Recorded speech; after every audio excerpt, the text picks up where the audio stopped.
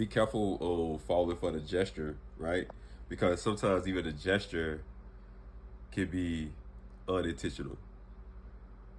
I think sometimes ladies fall in love and males fall in love with, oh, he, she did this, the last person didn't do this, or because they did do a gesture versus the other person, that means they're more intentional. When in reality, they was not more intentional; they were just more strategic. Those are two different things. Um, Actually, the same thing. It's just different sides of the coin, to be honest. Because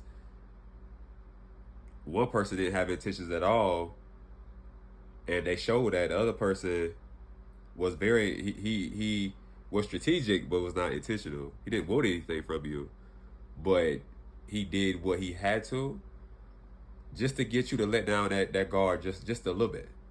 And I think that's why it's so important to have God at the forefront of your life, right? To have God not beside you, but on a pedestal in your life.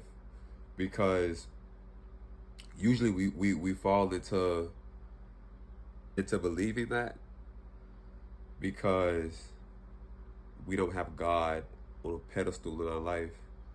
And so when you don't have God at a pedestal in your life, it leaves so much room for error.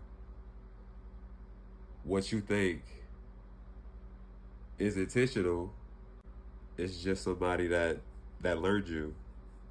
And because they learned you, now they're taking advantage of you. But that go for my males too. The reason why I don't really talk about my males is because there's not many men coming to Christ. I see my women trying, but I don't see a lot of my males trying. It's just like we out here just doing whatever, willy nilly, when there is a heaven and there is a hell. But then we got the nerve to ask, why she not following my lead? First off, that's marriage. Second off, where is she following you to, nigga? To hell? Because you're not even submissive to Christ.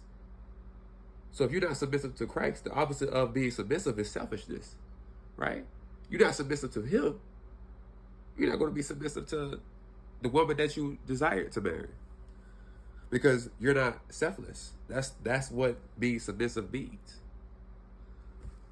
which means you are not in obedience to Christ. And if you're not in obedience to Christ, how are you going to expect her to do the same thing? There's so much. Oh man, I'll be telling y'all, if y'all just was in this brain of mine, so many thoughts, but that's